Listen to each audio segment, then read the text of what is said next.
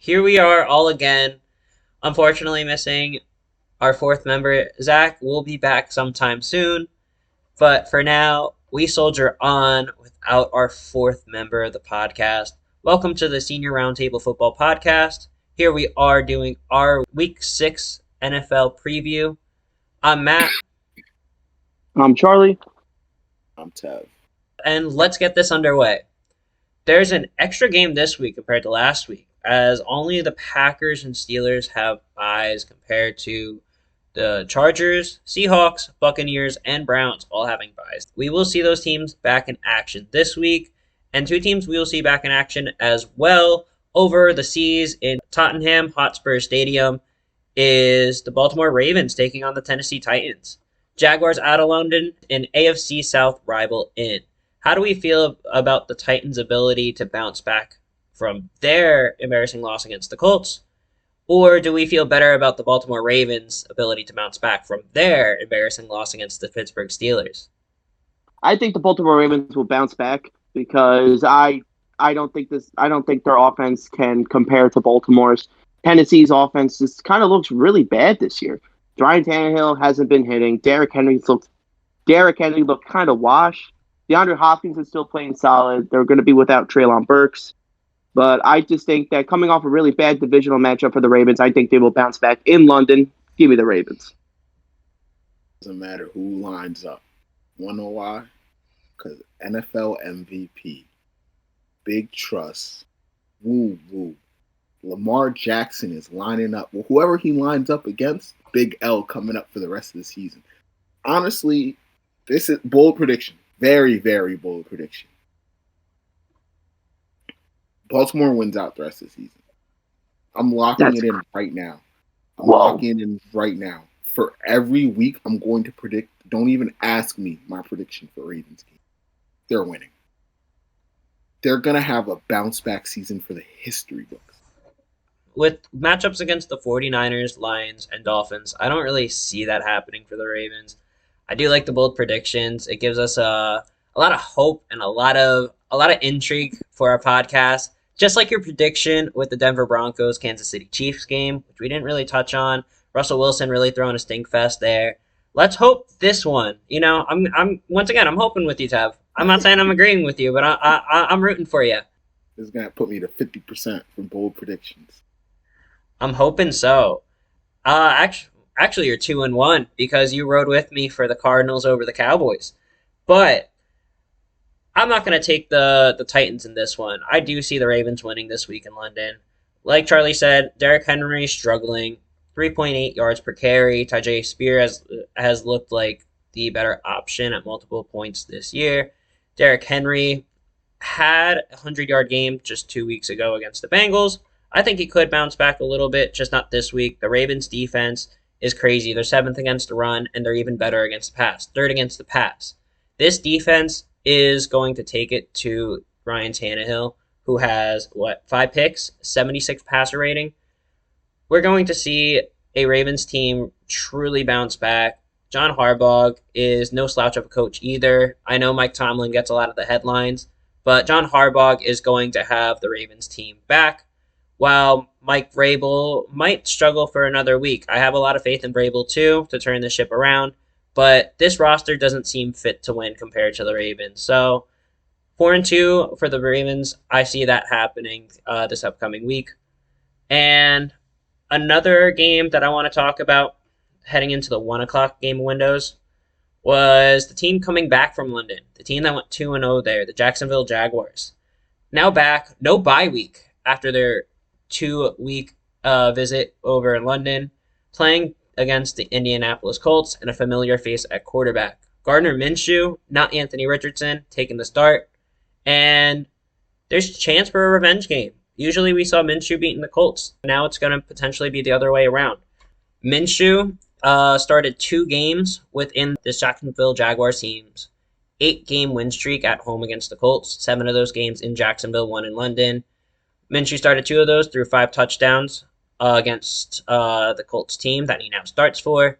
I think there's potential for this game to go the way of Minshew and the Colts.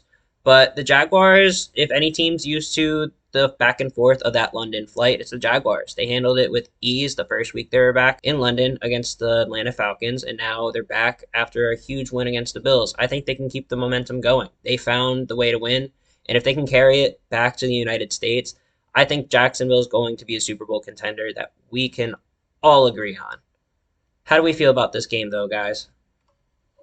Honestly, what I feel about this game is that it's gonna go down one way or another. Is that which team's talent is going to prevail? And I think the Jaguars' talent is going to prevail. I think they have a better overall roster in the secondary, the defense, like the linebackers, defensive line. I think the offense is way better than the Colts' offense right now, even with Minshew as the quarterback. But overall, I think the Jaguars are going to come out here and beat them in a pretty close game. I think Ridley's going to have another great matchup like he did Week 1 against the Colts with over 100 yards and a touchdown. I think Lawrence is going to have another really good game against that defense. So give me Jacksonville.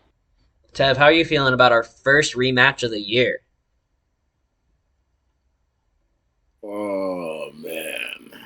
I'm split for this one, honestly. I don't know if it's because I'm more of a storyline guy when it comes to stats as well. I like that Gardner stat a lot. I was reading up on it. So I'm going to throw the curveball and go with my gut. I think the Colts are going to prevail. Colts, I mean, they're really banged up, but I think they could take advantage of a jet lag team. I'm pretty sure this team flew in on Monday morning. So they have had a full week back in America. But it's tough to come back from vacation, basically. So that's how I'm looking at it. They were just at vacation. Give me the Colts. So the split is broken early. We're not going to see the 3-0 like we saw for Baltimore, Tennessee. And Tev, I'm a little hurt. We picked 12 of the 14 games together last week. And on those games we split, we were 1-1. So I ended up with that same record of 8-6. Let's hope we don't stray too far from one another. But, next game, I'm sorry. I might have to break your heart again in taking the Miami Dolphins over your Carolina Panthers team. But before I get into why I think that might happen, I want to get your thoughts on Bryce Young heading into this game against he's not going to have to face the offense, and Miami's defense isn't on the same level. I think Bryce might have a good game. How about you? I was just going to bring that up. That offense is explosive, but we saw him in garbage time. He looked good, and this Miami team tends to play down and play with their food a little bit. And I think another bold prediction, if this is going to obviously be my upset of the 1:00 time slates, but I think that Carolina can get their first win under Bryce Young and the Frank Reich regime. Throwing curveballs all over the place. I threw 2 curveballs already. Hopefully I'm 2-0 right now, but I think that they could get it done. Bryce Young looked good during that garbage time. Yeah, he threw 2 picks. Yeah, he had little hot feet or hot wheels or whatever they call it. But yeah, I feel like he could really take advantage of this weak defense. And what I really see from going into this Dolphins-Panthers game is that I see a lot of cats, but not a lot of dogs either on the Carolina Panthers. I just think this team is just not great. Like, I'm sorry, Ted, this team isn't that good. Like, it's Bryce Young's first year, Frank Reich's first year. There's not a lot of talent on this offense. This is the type of season for the Panthers just to see what you got. And going into next season, you're probably going to have a lot of cap space, make some free agent moves, but I don't think this is the year you guys are really going to win that much. So I'm going, obviously, I hate to do this, but I'm going to pick the Dolphins to win. I am also with Charlie. I hate to pile on here. I also see the first win of the season for the Panthers not really coming this week. I think there are going to be some opportunities, just like I don't see the Ravens winning out. I don't see the Panthers losing out. I think they're going to have some opportunities to win and some opportunities to win soon. With the Texans coming up, the Colts coming up without Anthony Richardson, and the Bears on Chicago being their next 3 games after their bye week in Week 7, I think the Panthers could start to pick up some momentum. I just don't think it's going to happen this week. I think Miami is a well-coached team. They're not going to be the type of team to drop games this season. I think they are clearly on another level that compared to how they've been in the past. And despite the fact that Devon Achane and Teron Armstead are on IR, which could influence the offense a little bit against a really tough Panthers defense that's getting some names back, including Brian Burns. But an influence I also wanted to bring up was the fact that Tua Tagovailoa had a big influence on why Bryce Young ended up at Alabama. He felt like Tua brought that offense to the next level, really expanded what Alabama could do as a national dynasty on the college football level, and Bryce Young was able to continue that. Unfortunately, I think he's going to see that at the next level as well, as we see Tua transition this Miami offense into a true juggernaut. So give me the Dolphins. Next game I wanted to bring up to you guys is another game that I think we might be a little split on. The Saints are heading into Houston in an interconference matchup to take on the Texans. CJ Stroud, 186 passes without a pick. Do we think that streak's going to keep up against the New Orleans Saints? And furthermore, do you think that the New Orleans Saints can potentially rattle the rookie and pull this one out against the Texans, who just dropped the one against the Saints' rival, the Falcons, just a week ago? What I really think on going into this game with the Saints and Texans is that I just don't think that this Saints offense is going to handle this young, feisty Texans defense. This Texans defense has been pretty good against quarterbacks.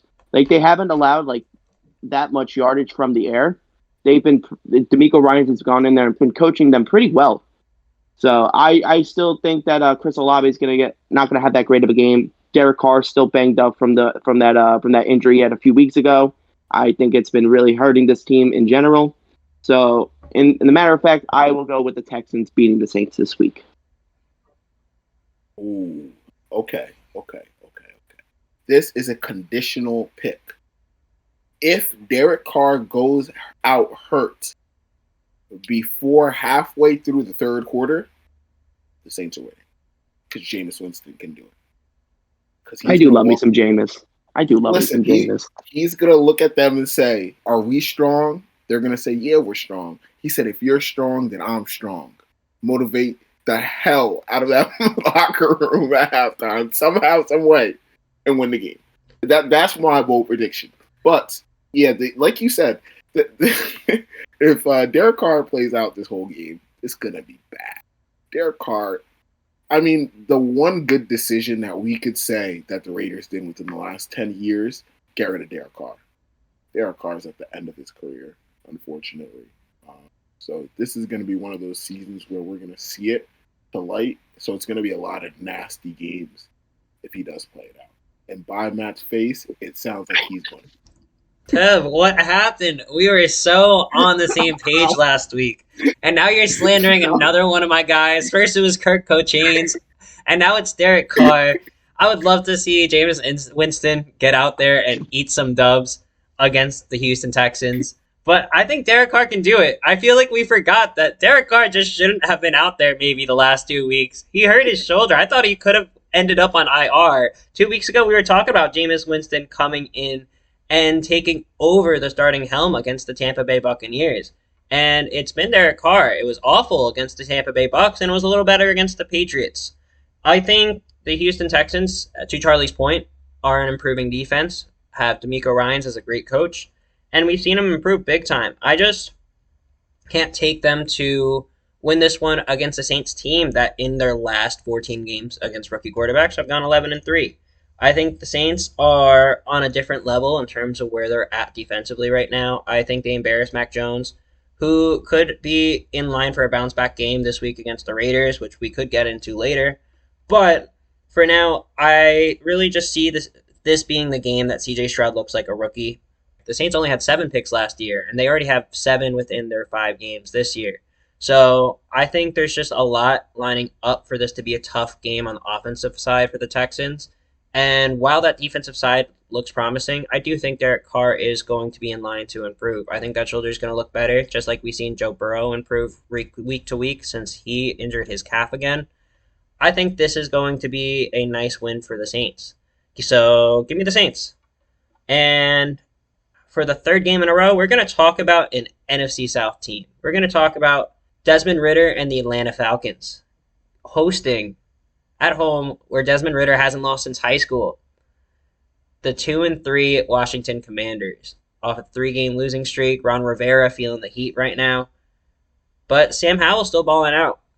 Sammy Sosa versus Desmond Ridder might not be the most sexy quarterback matchup, but how are we feeling about this game? I think we could see some fireworks.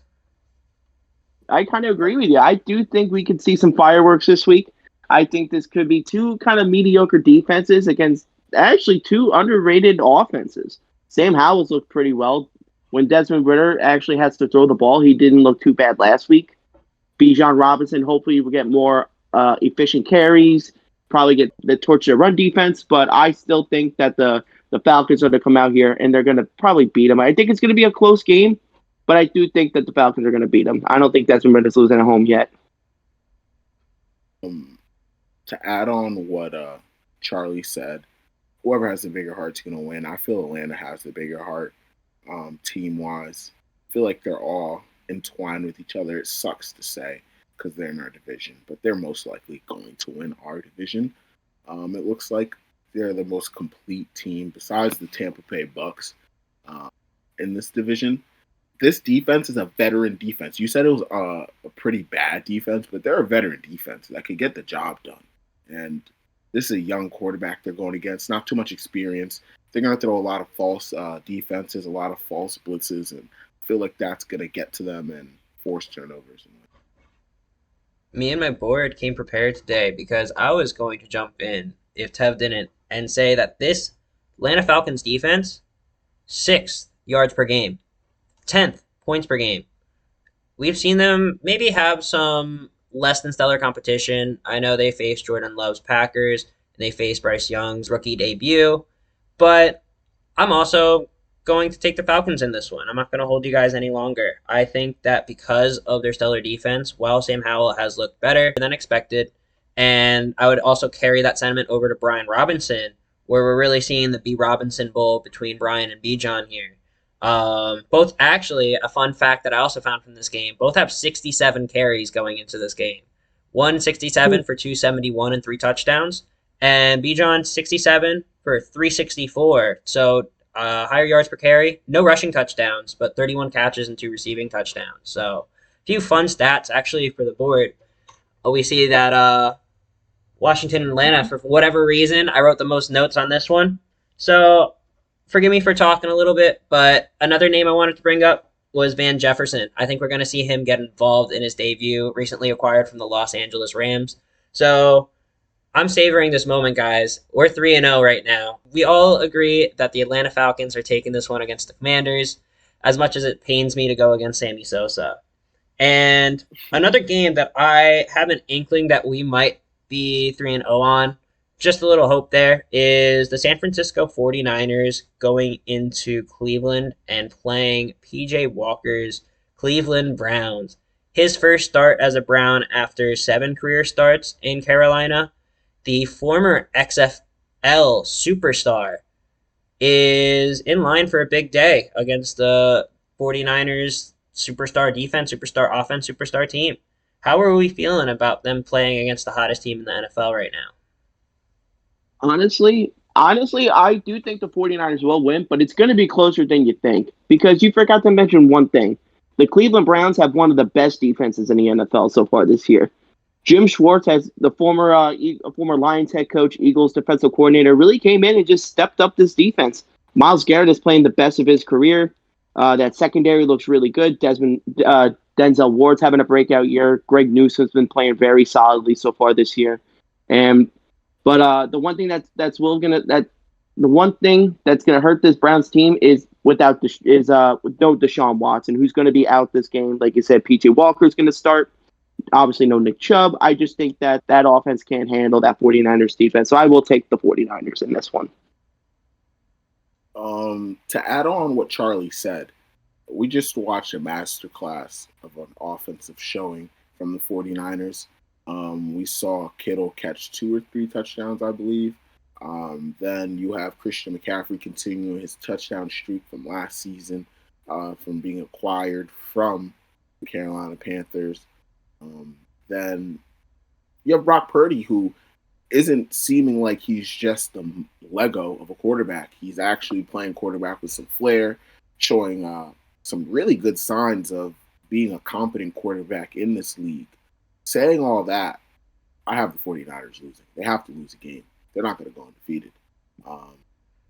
I see them dropping this game just to the fact that they're going to downplay P.J. Walker, and this defense is very, very stellar. And I'm not just saying it because I'm a Carolina fan. From the first drive, you'll be able to see what type of game manager P.J. Walker is. He's going to really milk that play clock, really trust his defense. We're going to see a lot of field goals, and it's going to come down to a few touchdowns, and those few touchdowns are going to come from P.J. Walker. And I see where you guys are coming from. I'm a little shocked that, once again, we're not taking the 3-0 on this one.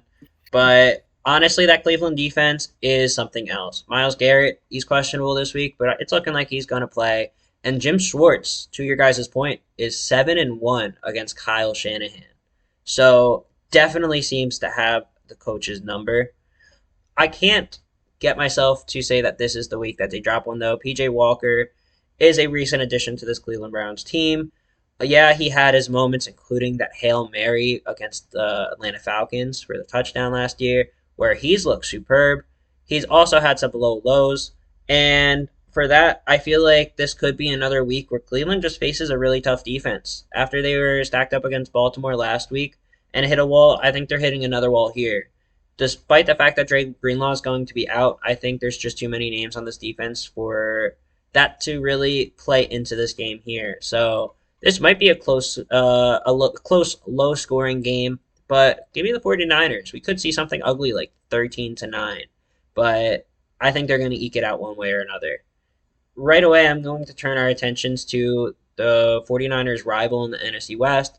Also looking good are the Seattle Seahawks. One game behind the 49ers, or a game and a half due to their bye week, going into the Cincinnati Bengals, and we're going to see Joe Burrow, another week removed from his calf injury re-aggravation after a big game by Jamar Chase, who has more than 400 yards in his past 3. How do we feel about one of the, my opinion, closest matchups of the week, the 3-1 Seattle Seahawks going to play the 2-3 Bengals? What I think about going into this matchup is that these teams kind of like equal each other out. I think they're very similar in some ways. They have really good receivers. Quarterbacks are pretty solid. A decent run game. But the one thing that differentiates this team is that the Bengals defense, I think, is a bit better than Seattle's right now. Logan Wilson is one of the better linebackers in the league. Dax Hill has also been playing solid. Who else is on it? Trey Hendrickson is pretty good too. But I do think the Bengals will probably edge this one out against the Seahawks. It's going to be close. I think these teams match up against each other pretty well. But I do think the Bengals will edge it out for a win. Mm-hmm. Like Charlie said, they seem to kind of cancel each other out. Pretty strong teams offensively when it comes to the wide receiver room. I feel like we're going to see a lot of big plays happen throughout these games because on the other side, corners aren't too strong besides a few names here and there. But add on what Charlie said, I feel like it's going to come down to coaching. And I feel like the better coaching staff's going to win. And you can call me old school or whatever, but I think Pete Carroll's staff out there is better coached and better suited for this type of offense and defense that they've been throwing out there. And I feel like another thing is this team bought in from last season, and you could see it roll over pretty well. So I have Seattle coming out and taking over this battered game. You made me a little nervous there, Tab. I thought we were going to have to see another game where we didn't pick similarly, but we can gang up on Charlie yet again. I think I'm also taking the Seattle Seahawks here against the Bengals. The Bengals, for a few reasons, I think, once again, might not be fully back. Joe Burrow will probably look good. I think Jamar Chase will get involved, despite a promising young Seahawks defense. But the Bengals are going to be without T. Higgins potentially this week, and also have Chidobe Awuzie listed as questionable. So there are some hits to this defense that, while definitely littered with good names, is 22nd in total yards and 19th in total points allowed. So I feel like Seattle, if they come back hot from the bye week, if they come back prepared, they can really catch this Bengals team off guard. They just had to fly across the country to play Arizona, and Arizona put up a little bit of a fight in the first half before really dropping that one 17-6 in the second. So I share the sentiment that these two teams match into each other well, and if there's any game that I'm not going to be surprised to lose, it's going to be this one because of the fact that I feel like this could be very as much as well as a coin flip. But I think the X factor of this game is going to be Kenneth Walker. I think he's looked better than Joe Mixon this year. Both have had a lot of touches, over 15 touches a game for both of them. But Walker is closer to that 5 yards per carry range. I think he's at 4.5, where Mixon's closer to 4. And Kenneth Walker has 5 touchdowns this year. So Seattle doesn't just have to rely on its promising passing game, but once that starts to click, I really think the Seattle team just matches up with the Bengals a little better than the Bengals match up with the Seahawks. Moving forward, we got one last game in the 1 o'clock window of games. One that, just like the game I mentioned before with Washington Atlanta, might not be among the top of the most highly mentioned games of the week, but could provide for some fireworks.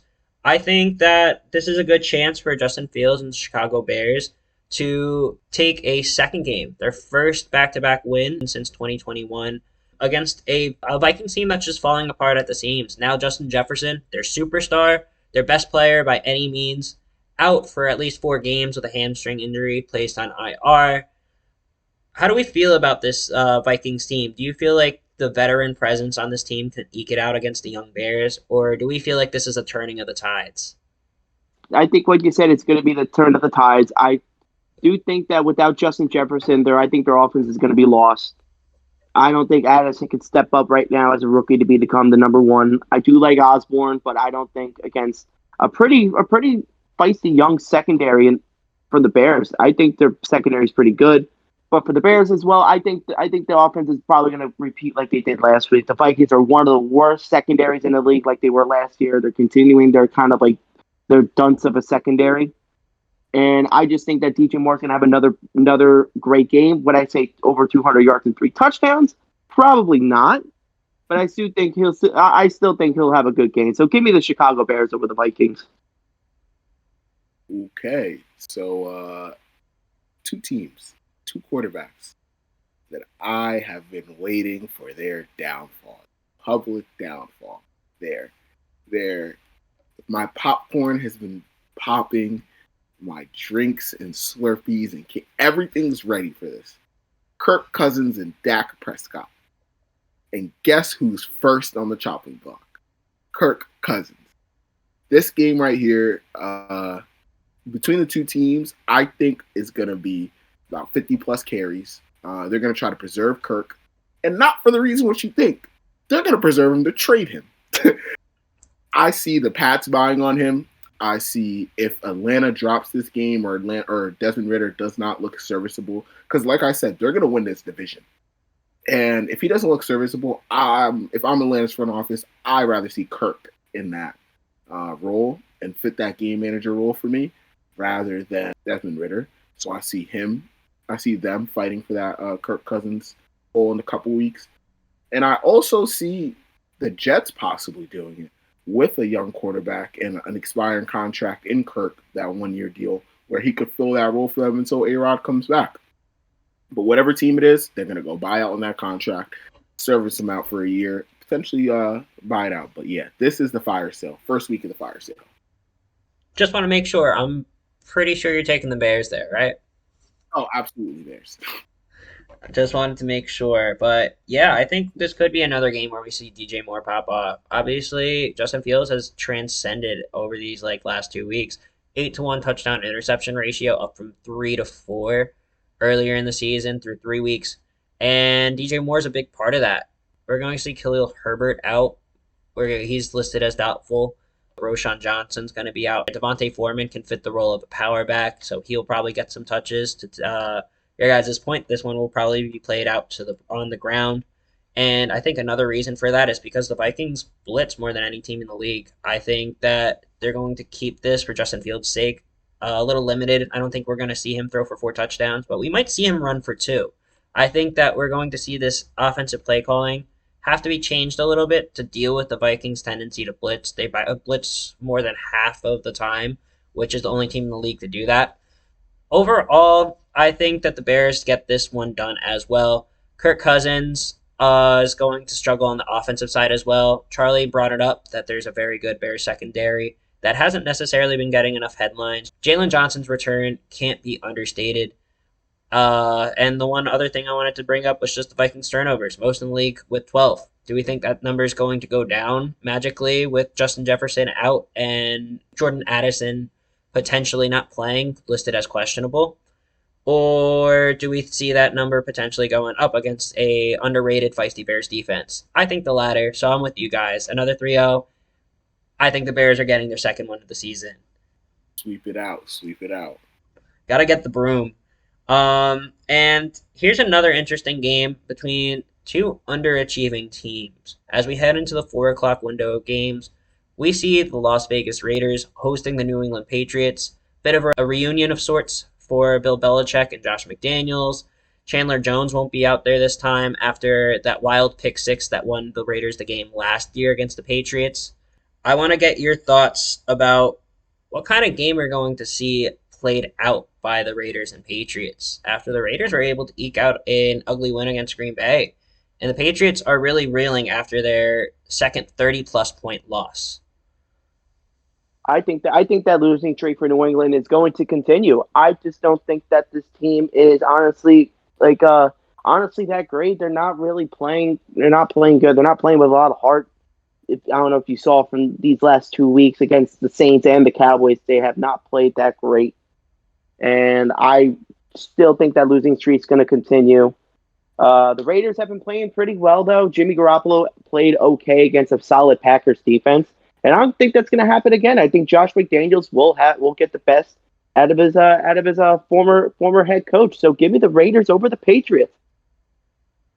Before I give my pick, eye-catching stat that I read on earlier was if you guys could guess how many times the Patriots got in their opponents within 5 yards of within the goal line, basically 5 yards of their opponents within the end zone, in that red zone. How many times this season? Struggling offense, we get it. How many times do you think that they've got in? Probably think like 10, 12 times, right? They've only been once. This offense is struggling so much that they've only been within 5 yards of a touchdown one time this entire season. This is not a struggling offense. This is an offense that is drowning. We make fun of Matt Canada. We should start making fun of the Patriots. This offense is drowning. This offense can't win a game. For them to win games, their defense is going to start having to score touchdowns, which they can't. This defense is great, but they're not amazing. And they're going to have to hold it down and force more turnovers so Mac Jones can have short field and this offense can actually get something going. If not, yeah, they're going to fall again. And I have them falling this week as well. Raiders are going to come out and win.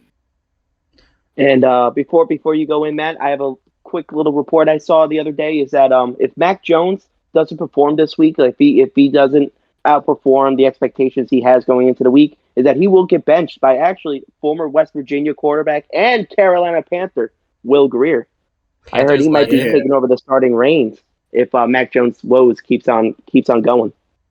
Panthers legend and Cowboys legend Will Greer. After a big preseason, I did see that report too that they might consider him over Bailey Zappi, who I forget which one of you, but one of you called for in our last episode saying that Bailey Zappi should start the season over Mac. And now we might see Will Greer be that guy. But I have a few other ideas of how this game might go down. To your guys' point, we're going to see a stinker of the last rated offense in the league. The Patriots have put up 11 points per game. The Raiders aren't much better at 16 points per game, which would rank 29th. But this defense has played much better than I would have anticipated with Robert Spillane, with names like Marcus Peters kind of having a bounce-back season after being acquired relatively late into the preseason by the Raiders. This Raiders team is winning games without even having to be very good on offense themselves. They've gone 6 straight without scoring 20 points. So while I think Belichick could definitely get the better of his former OC, actually before this podcast, I did have the Patriots scheduled to win before I looked into some other stats. Mac's 6 picks and 74 passer rating is actually worse than Jimmy Garoppolo, despite the fact that Garoppolo has an extra pick on his resume with the 7th pick. And Ramondre Stevenson averaging less than 3 yards per carry. Josh Jacobs also averaging less than 3 yards per carry. There's a lot that made me want to pick the Patriots here, but ultimately I think they're in such a state of disarray. I think they're going to need something like Kirk Cousins, as Tev said earlier, to really right that locker room because I don't think they feel like they can win right now. There's been rumors of executives saying they just don't have the talent to win. They just don't have a talented enough offense. And I think we're really seeing that come to fruition. I think the Belichick way is officially failing this year. And as I've stated before, I think this is the beginning of Belichick's unceremonious way out of the NFL. And then, all in all, the last point I just wanted to make was this Patriots defense hurt. Christian Gonzalez on IR, Matt Judon on short-term IR. They're not going to be playing up to the same standard that we usually expect from the Patriots. I don't think we're going to be able to see them score some touchdowns unless they get super lucky and J.C. Jackson turns back into the guy that originally earned that 5-year, $85 million contract from the Chargers. But for now, I'm with you guys again. Give me the Raiders. And well, actually, Matt, hold on. I actually just got some news for the Carolina Panthers Miami Dolphins game. Miles Sanders will be out, so Chuba Hubbard will be the starter this week for the running back for the Panthers. Right, I did have Miles Sanders listed as questionable due to a groin injury, but I wasn't sure if we would see him or not. But Chuba Hubbard, after getting pretty much a 50-50 split with Miles Sanders, now we're going to see him be able to potentially prove that he is the better option compared to the prize free agent acquisition, who has struggled to start the year. And thank you for bringing that up, Charlie. But with that in mind, I'm going to get us into focus of maybe not the Panthers, but the Panthers' rival, who's going to be hosting the Detroit Lions, the Tampa Bay Buccaneers, Baker Mayfield, fresh off a bye. Do we think we can see Baker continue his hot start where he put up a 101 passer rating, 7-2 touchdown to interception ratio over a 3-1 start with the Buccaneers? Or does Jared Goff, Dan Campbell, David Montgomery, and this star-studded Lions team come into Tampa Bay and humble them? What I think going into this game is that I do think that Dan Campbell will humble the Baker Mayfield-led Tampa Bay Buccaneers. I just don't think they can stop David Montgomery. Amon-Ra St. Brown's expected to play. He's been a full participant for the last 2 days, so he'll probably be back. And I don't really think that the Bucs offense is going to play that well against a really good Detroit Lions defense so far this year. Has been getting to the quarterback pretty well. They've been really good at getting to the quarterback. And the secondary's been playing really well. They've been locking up their really good receivers. So I think that Baker Mayfield it's going to be a pretty bad game for the Bucs. I'm going to take the Lions, and I think it might be a blowout, in my opinion. I think this game could potentially be a blowout for the Lions. I don't know what you're saying. We're going to see more of a snap count from J-Mo Williams this week. He's going to get incorporated more into this offense. And to add on to that, Sam Laporta, phenomenal rookie year. Everyone's talking about the quarterback play. We're forgetting about the big guys, the big Iowa State tight end university guys. He's in a big competition for offensive rookie of the year. To add on to that, all that, too much star power for them to come over. Even after a bye week and all that extra prep, I really see this team just in both fashions, run and pass game beating. I think that while I definitely am encouraged by what I see from the Lions, names that we've been bringing up over recent weeks, names that we've highlighted as the reason that the Lions are potentially off to this hot start: Sam Laporta, Jahmyr Gibbs, Brian Branch, all still listed as questionable. Emmanuel Mosley was not out on the field for long in that secondary before being placed on season-ending IR. And this Lions team has lost a few names already in the past, and it's been next batter up without much of an issue. But on the road against the Tampa Bay Buccaneers team that I think can, oddly enough, match into their firepower, still built like a playoff team, and Baker Mayfield, if he continues to impress, if he plays the game that I think that he will, then if these names are missing, this is another game that I might not feel too confident in. I went back and forth between Detroit and Tampa Bay, but I decided to go with the upset here. I believe with those names missing, there is a very big win condition here for the Tampa Bay Buccaneers, who, despite going against David Montgomery, who's 8th in rushing right now in the league, The Buccaneers have Vita Vea in the 10th ranked rush D in the league. So I'm not calling them slouches by any means defensively. And I would love to see them pull this one out and continue to look like the playoff contenders in the NFC South, along with the Falcons and even the Saints, against this Detroit Lions team. I think that this is probably my upset of the week. I just got a report. I got a notification that Todd Bowles confirmed that wide receiver Mike Evans will play this Sunday, coming off a hamstring injury. Awesome. Yeah, quick side note. I wrote in my notes Dan Campbell Juicehead for that next coming up guy. I think Dan Campbell can motivate me to be a star wide receiver in the NFL. Dan Campbell is juice. If they could drug test coaches, the amount of drugs that are going to come up off this man's piss. The amount of testosterone is going to be unreal. Unreal. This man is taking fucking bull testosterone. I don't know if I'm allowed to say that. But this man can motivate me to play in the NFL right now. I think he could get this off just straight off that. He's going to find someone on the side of the road, be like, yo, you look like you could block.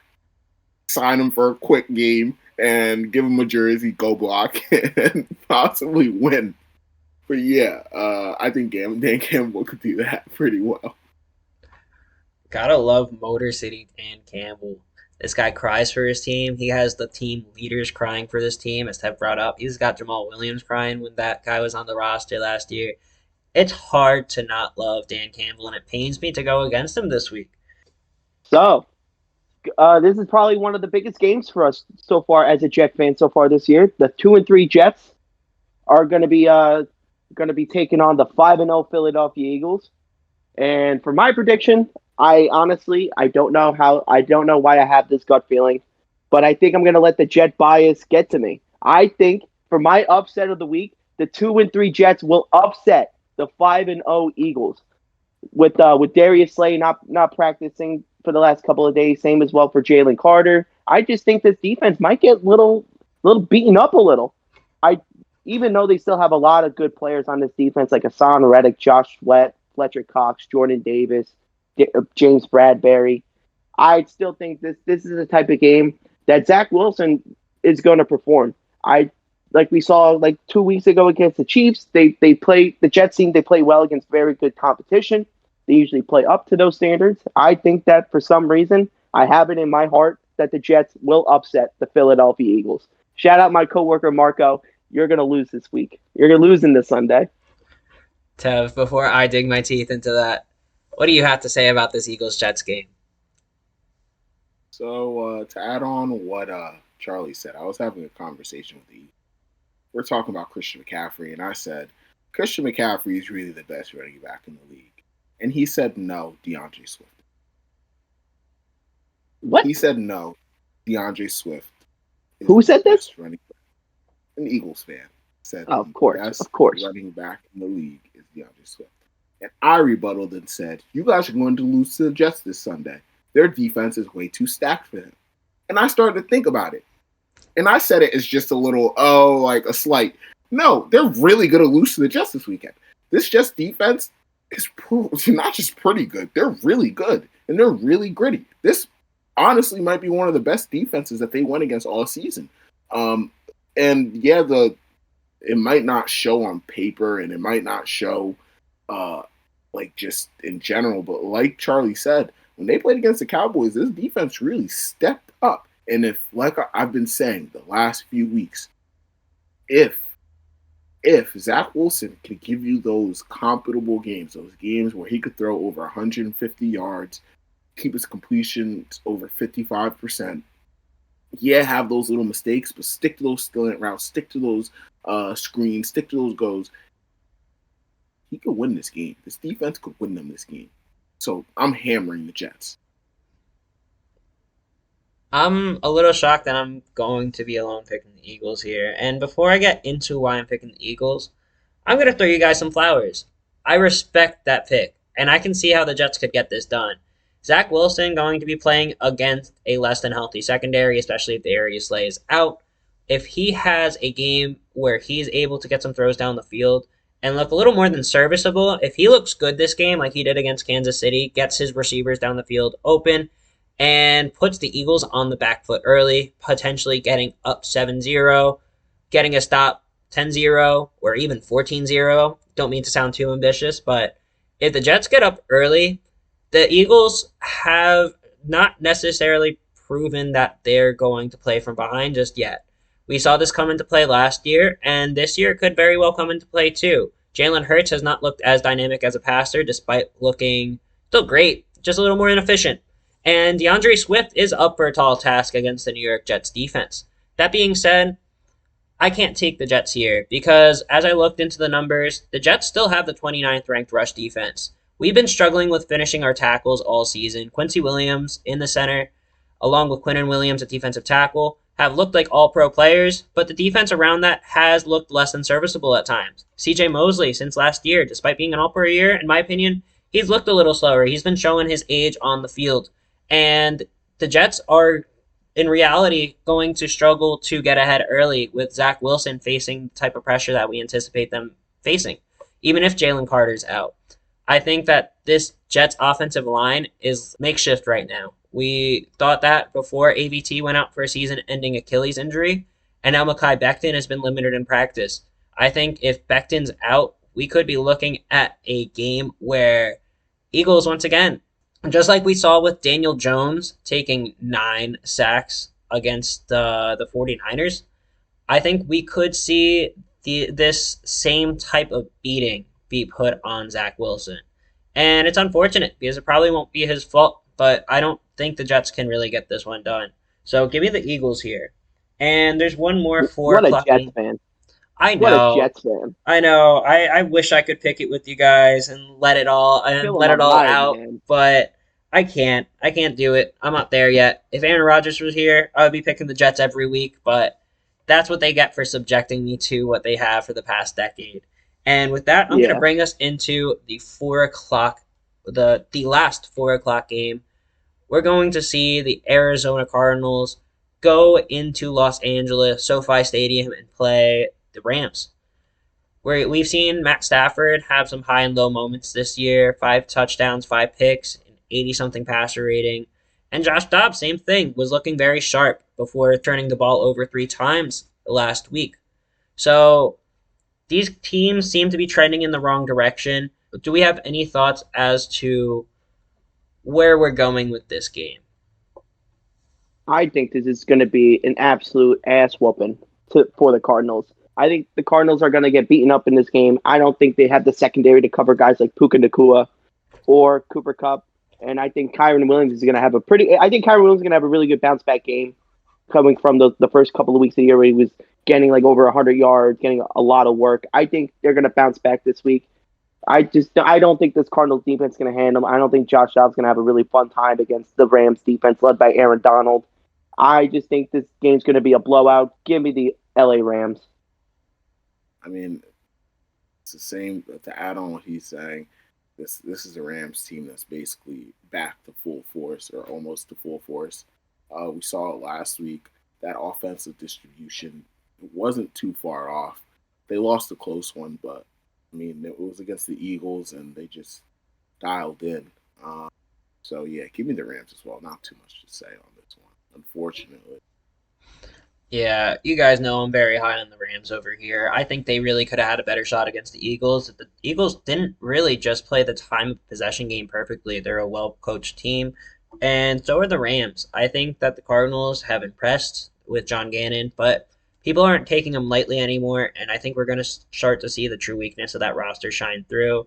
I think Josh Dobbs might be figured out a little bit. He's got a little more tape on him, and I think that could play against him, especially with James Conner out. We're going to see Keontae Ingram and Amari DeMarcado in the backfield. Maybe that'll give him a little bit of juice. Running backs sometimes just go out there and break out in their first game. So I could see some ways the Cardinals pull it out, but in reality, this is Aaron Donald's feeding grounds. He has more sacks against the Cardinals than any other team in his career with 16. And like Charlie's point, I really feel like this is going to be Aaron Donald's game to really eat again. Why not get another sack or two? This Jalen Carter guy is getting a lot of the headlines. It's time to show people that I am still the best defensive player in the NFL and top 3 player in defensive history, at least along the defensive line. So, yeah, give me the Rams here. I think that Matt Stafford's going to have a very serviceable game. I think Kyron Williams is going to bounce back, just like Charlie said. And the wide receivers, Puka Nacua, Cooper Kupp, and Tutu Atwell just continue to seem better, and better. So I'm really excited about this Rams team, and I think they should have no issue with the Cardinals here. As we get close to wrapping up, I do want to bring up the fact that we're not going to be here Monday. So we're going to have a few more games to predict.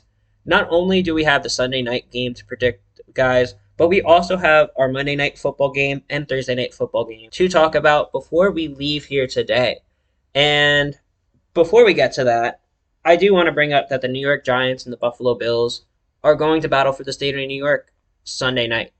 And it's not going to be Daniel Jones that's taking the helm for the Giants. It's going to be backup Tyrod Taylor, who was a former starter with the Buffalo Bills way back in the Rex Ryan days, has not started a game since 2021, where he started 6 for the Houston Texans. Now we're going to get to see him get a shot against his former team. How do we feel about this game? Does Buffalo bounce back to their usual standard, or do the Giants potentially take one, as the Buffalo Bills could be jet lagged just as much on the way back from London as they were on the way there? Honestly, going into this game, like when I was looking at like a good in-depth look of week 6 this week and picking my teams to win, I was super close between this Giants and Bills game because Matt Milano's out for the year, who is by far probably their best defensive player. They also lost Daquan Jones, who's been honestly one of the most underrated defensive tackles in the league. Really good run stopper.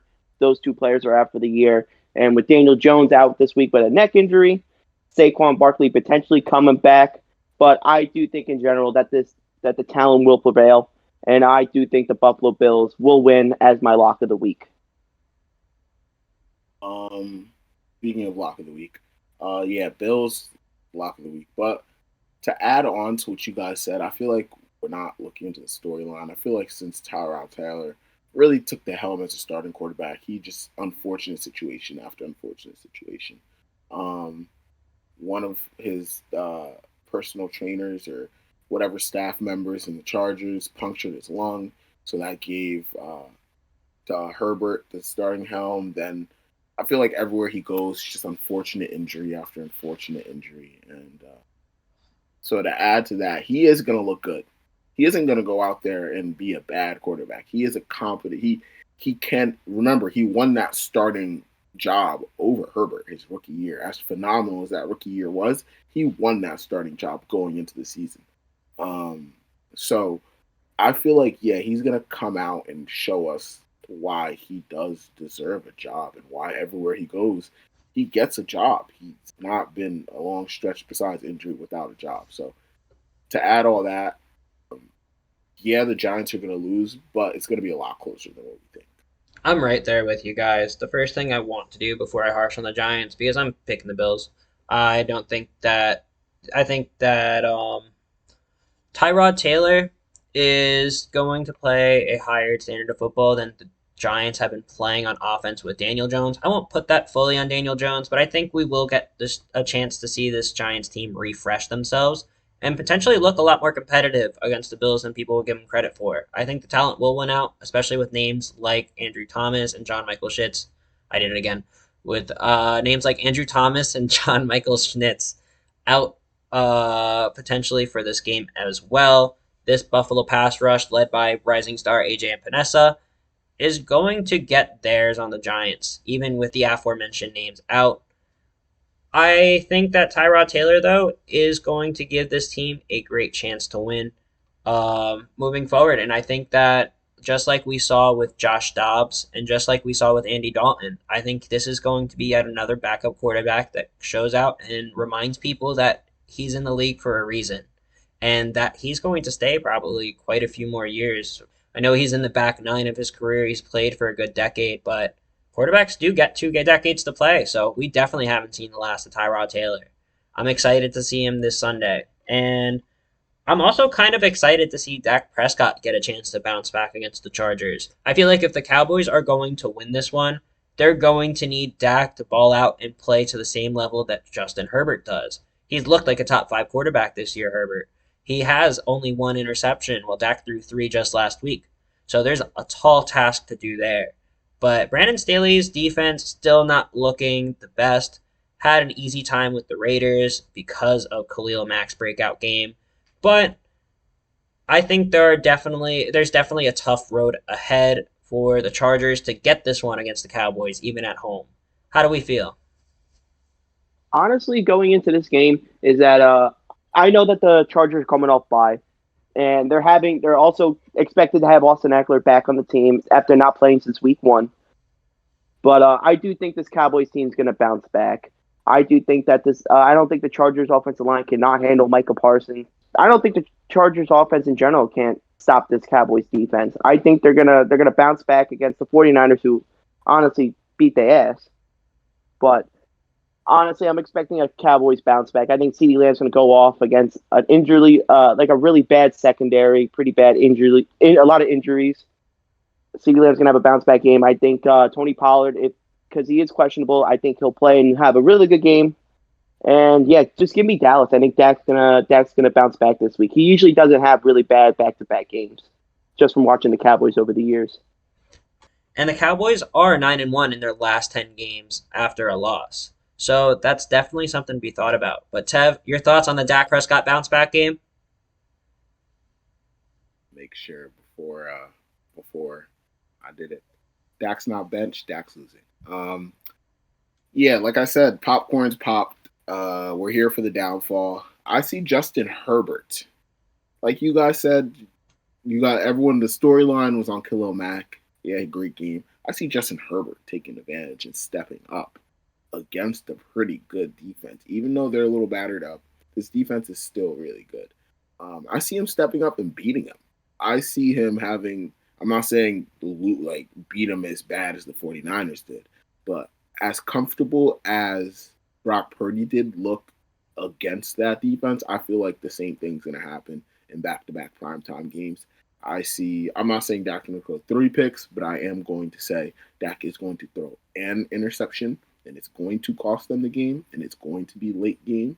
And to add on what Charlie said, owner of the Cowboys, Jerry Jones, came out and said that this team does not see CeeDee Lamb as a number 1 receiver, as a number 1 threat. So there won't be a production increase in him.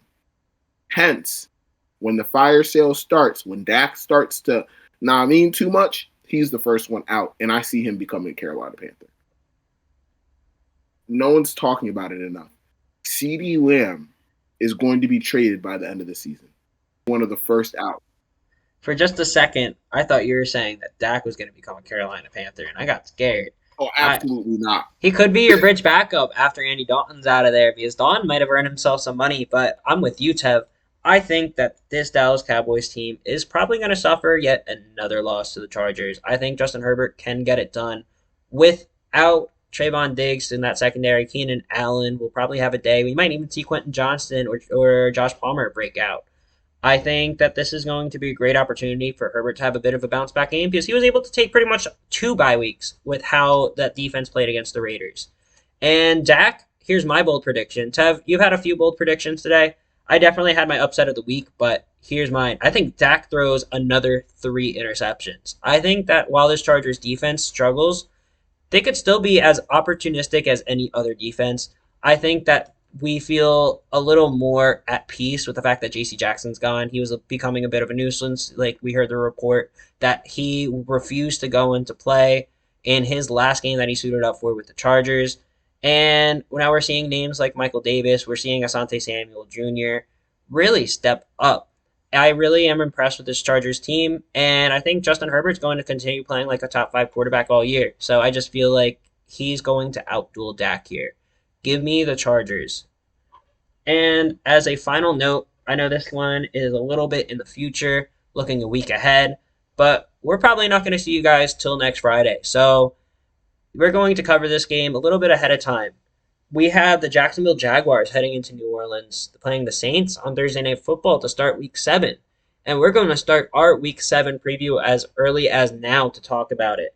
While I don't have too much to really say, I feel like this could be a game that goes one way or another, depending on how the week goes. Like either quarterback could go down with a season-ending injury, and anything could happen to make this pick harder. But in the meantime, I'm going to actually keep riding with the Saints. I'm very impressed with their defense, and while the Jaguars are potentially going to bounce back with a win against the Colts, I have that predicted in my preview today. I think that yet another short week after flying back from London could cost them a little bit of preparation, a little bit of rest that's much needed. And I think this could just be very much a preparation game. I think the Jaguars are a better team than the Saints. They definitely have more offensive weapons, even with the Saints' promising receiver trio and Alvin Kamara back from suspension. But I think that the Saints get it done. Alvin Kamara has been a workhorse in the meantime since he's been back from suspension. He's gotten 24 touches a game. And I see the Saints going on a little bit of a hot streak as long as their defense keeps playing at this level. Marshawn Lattimore is playing some of the best defense of his career. And that goes for Tyrann Mathieu as well, and Jets legend Demario Davis as a linebacker for the Saints. I'm still mad that the Jets got rid of Demario Davis. Never forget them for what they did. Been a legend since he's left. Yeah, but going into this game, I think the Saints will win it. I think this if the Jaguars beat the Colts this Sunday, I think they're going to be riding a little bit of hot tail, and they're going to get a little embarrassed on next Thursday night. So I think the Saints are going to go in there, and I think potentially have an upset over this really good Jacksonville Jaguars team. Tev, make it a sweep. I'm right there with you. I was just looking at a few things on my end.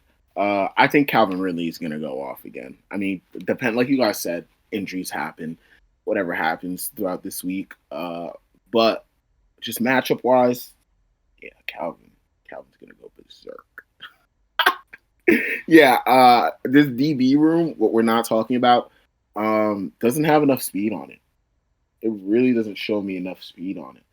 And on top of it, is it me or does it seem like the Saints outside their linebacking crew in that D line doesn't look as impressive as the last year's? Honestly, I think they're more impressive this year. I've been making I'm with Charlie here. I've been making the points that if they keep looking like, they have been, if Marcus Lattimore keeps playing some career ball, they're going to take down the Jaguars. They're going to lock down Calvin Ridley. I don't think Calvin Ridley's going to be a factor next week. I think he's going to take a week off. I think also with Jets legend Marcus May on that secondary as well. Oh, man. Besides Lattimore, I mean, I'm a Saints hater. Besides Lattimore, and Lattimore did not have enough. I don't think Lattimore has enough film to say, yo, I could lock him up. He's locked up Mike Evans since he got drafted. What do you mean? Bro, Mike Evans, he sees him 2 times a year. You have to lock him up every time he played him. And don't sleep on Alontae Taylor, dude. That kid is good. Alontae Taylor, the corner that he drafted a few years ago, he's good. And let's not forget, like you said, DJ Moore gives him hell every time they go against him. Yeah, that's so you're telling me DJ Moore's better than what's his face? DJ Moore's better? Yeah. Yeah, I think so. Currently, right now, yes, I do think so. Mike Evans is gonna have another 1,000-yard year. DJ Moore probably have like a 1,300-yard season. If he keeps on this pace, yeah, I do think so. There's going to be games that we're going to see DJ Moore nowhere again. DJ Moore is going to be basically nowhere again. He's going to disappear again. I think you're just really upset that the Panthers traded him away. I'm not upset of that. We traded him away. We got our franchise quarterback at it. But listen. I'm just saying. Yeah, he steps up for the big names, but those guys that we know that are dogs that the league doesn't give the credit of dog yet, I'm telling you, mark my words. Lattimore is not going to be able to clamp up Calvin Ridley. Lattimore is going to look crazy out there. Like, he's really going to look delusional out there. This is going to be the game that he's going to lose for them, actually. I'm going to honestly, as someone who owns Calvin Ridley in a fantasy league, I hope that does happen as a fantasy owner of him. But in reality, I do think that Calvin Ridley will get locked up by Marshawn Lattimore. Yeah, so Tev, you said you were with us on the sweep, but it sounded like you're actually taking the Jaguars here. Yeah, I'm taking the Jaguars, bro. Wow. I'm taking the Jaguars. Wow. Threw my arms I'm up in letting my hateful Saints celebration. go for it. I'm sorry. You got to take it. I You got was to take so it back now. excited. I'm so hurt. We're Bro, starting off week 7 on the wrong foot. I did it last week too. I'll do it again this week, and hopefully I'm the lone winner this week. Wow, I can't help to feel a little rift grow between us this episode, Sev. After last week, it felt like, we were really seeing eye to eye, and that might just be the fun of sports. Now we have quite a few picks separating us, and probably going to see some very different records due to it. Meanwhile, me and Charlie, once again, we're going into week 7 together on our Thursday night football pick. And for now, that's pretty much all we have to bring you guys. We're going to see quite a bit of football. Hold on, before. What's Matt, up? hold on. Can we just talk about a little bit of UFC, because there's a lot of news going on with that this week? Just for other sections, part of other news in the sports world, that a lot of news has happened for the UFC. What was it? Paulo Costa and Charles Oliveira had to get pulled out due to injuries, and the replacements are honestly for UFC 294. This card has looked way better than it originally was. You have Islam Makhachev, the lightweight champion, taking on the rematch with the Aussie Alexander Volkanovski, and with Khamzat Chimaev actually taking on one of the best welterweights we've seen in the last 5-10 years, Kamaru Usman. So, Tev, I want to get your opinion on those matchups next Saturday. I think the Usman fight and Chimaev fight is going to be a very boring fight. It's going to go to the cards. You got to remember, both those fights is already announced that winner's going to be number one contender. Not both those fights. The Kamaru Usman fight, before that was a number one contender fight, and it's still a number one contender fight. Kamaru Usman is coming off 2 losses. As much as I don't want him to lose his third, he might. Chimaev is very hot, and they're playing at a comfortable weight for him, so I really see him coming out on top. And then the other fight, Volk and Izzy, could go either way. That's going to be a great fight of the year on again. Oh, yeah. The rematch is going to be really fun. That's going to be. What's your take on those? Honestly, with at first when it was originally going to be Islam versus Oliveira, I would have picked Oliveira, because I think he gets that rematch. I think he goes into Saudi Arabia in Abu Dhabi and take the title from Islam. Yeah, but I still think that's going to happen with Volkanovski. He's going to get that rematch. A lot of people debated that Volk actually won the first fight, and going into the with Khamzat and Kamaru Usman fight, I do have Usman in this fight. I think that Khamzat's going to get kind of embarrassed. Even though this is going to be Usman's first time fighting at middleweight, I still think that he's gonna knock off Khamzat. I think it's gonna be, like I said, both fights are gonna go round 5. I think it's gonna be decisions. I do think that Kamaru Usman will versus Sean Strickland, and whenever the next pay-per-view is. So I do think that. And one more thing as well for UFC, there's a lot of drama going on with the UFC and USADA. So they're officially going to be parting ways December 31st of this year. And I'm really kind of excited, because USADA, I'd never liked what they done to the fighters. I felt like going to their house at 4:00 in the morning to do a piss test. I think that's crazy. And their new drug program is going to be, I forgot the name, but they also partner with like the NFL, MLB, NHL, and the NBA. So I feel like it's going to be at least more of a fair type of way to drug test your fighters. And honestly, I'm just looking forward to the next pay-per-view this next Saturday night. It's going to be fun. It's going to be a great card. Bring back juicing in sports. Exactly. Bring back Brock Lesnar. Brock Lesnar is going to come back and be juiced out of the gills. Barry Bonds, man. I need numbers. Like, I'd watch every not football game. I'd watch every baseball game if I'm watching guys hit 3 home runs a game. Let's be real. Bring back juicing. I think I could see that with baseball. And there's one more date that I want to bring up to our attention. You mentioned December 31st, but October 31st is the NFL trade deadline. And real quick, I know we don't have much time as we're getting out of here, but I wanted all of us to give a name besides Kirk Cousins, because I think we all think Kirk Cousins is going to be out of there, that we think will be traded by October 31st deadline. And I think I'm going to take another easy one. I'm going with Jerry Jeudy. That Broncos team is headed in the wrong direction. And Jerry Jeudy just, once again, finding himself in the wrong headlines, seeming to butt heads with Steve Smith. The hot-tempered former wide receiver star, Panthers legend Steve Smith, definitely runs hot sometimes, but when you have an opportunity to mend bridges with a player like that, with a person like that, you handle it in a better fashion. You don't dance behind them during their NFL Network segment in that kind of silly way. I thought that was really handled poorly, and Judy would probably be better off having a fresh start. So I would love to see Jerry Judy end up on somewhere like the Panthers, who are looking for a wide receiver, for someone like even the Packers, who we always think about helping Jordan Love, who's struggling, especially as the weeks have gone on to the season. I think that could be a veteran name that could potentially open things up for Christian Watson and Romeo Doubs. How about you guys? What names do you see moving? Honestly, I got a really good name that no one's honestly really talking about. Honestly, I would like to see Buda Baker get traded to the team like a Philadelphia Eagles, because I know my coworker has been talking about it a lot. Shout out my boy Marco, but that makes a lot of sense because you did lose Chauncey Gardner-Johnson in the offseason. You never really got a true replacement for his type of play style. And I know that Buda Baker is still on IR, but eventually when he comes off of it, I do think he'll get traded and become a Philadelphia Eagle. It's just another good safety that they need in that defense. That'd be a scary thought. Great call there with the Buda Baker. And even to your sake, I like that trade, but it came out today, actually this morning.